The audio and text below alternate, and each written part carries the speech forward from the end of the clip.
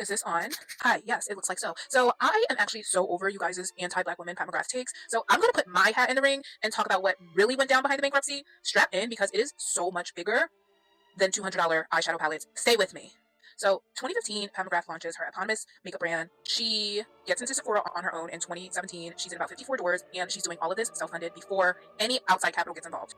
Now, at this point, I don't know if Pat starts looking for outside investors. I don't know if outside investors are starting to approach her. In 2018, Eurozale Brands, hope I'm saying that correctly, a Paris-based private equity firm ends up investing $60 million into Pat McGrath Labs for a $1 billion valuation. I remember being an emerging beauty brand founder and being so geeked that she was the first black woman beauty brand to be able to accomplish this. Seeing this through clearer eyes, this is such a red flag. A $1 billion valuation on a brand that's only doing $60 million in revenue at the time implies a 17x revenue multiple, okay? That is completely unheard of by any beauty brand standards. For reference, Estee Lauder trades at about, I think, 3 to 4.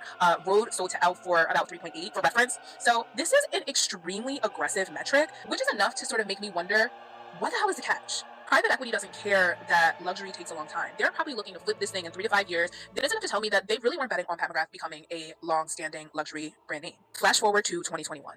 Eurozale has a problem. Pat McGrath is not performing up to their standards, and they went out. If only they had a silly little buyer to pay an even higher price. Enter Sienna Investment Managers. In June 2021, Eurozale ends up selling their 8% stake in Pat McGrath to Sienna Investment Managers for $183 million. That is an even higher valuation than the one she got before, although the company has not grown and has not seen an increase in revenue, okay?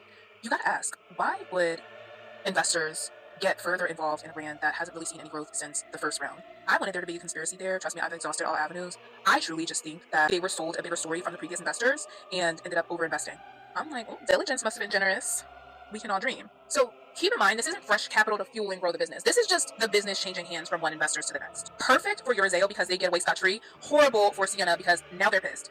They realize they're sold a lemon from the previous investors. They're not happy with the direction of the brand either. In a desperate push for growth, they enter Ulta. Now Pat is stuck with impossible growth expectations and even more unhappy investors. So we're getting there. Stay with me. So early 2025, cash flow is strained. Pat secures a $17.5 million loan from GDA PMG funding. She pledges collateral, which includes company assets, IP, and her name and likeness. This could prevent her from any future ventures under her own namesake. I think given the precarious nature of the situation, GDA probably was one of the few entities willing to lend her additional capital, but also I think that they saw an opportunity. They probably gave her the money knowing or hoping that she couldn't pay back. In June 2025, Pat McGrath cannot repay the loan. In less than a year, $17.5 million balloons to $43 million owed to GDA.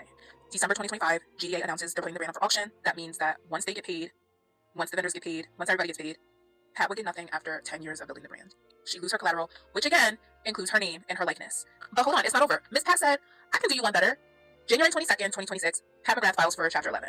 5 days before the brand is set to go up for auction, immediately stops the auction and puts her name and her assets under the protection of the bankruptcy courts. Truthfully, I wish bankruptcy had better PR. Rich people love to do it all the time. Thank God for this bankruptcy, honestly. Like, I don't think you guys understand.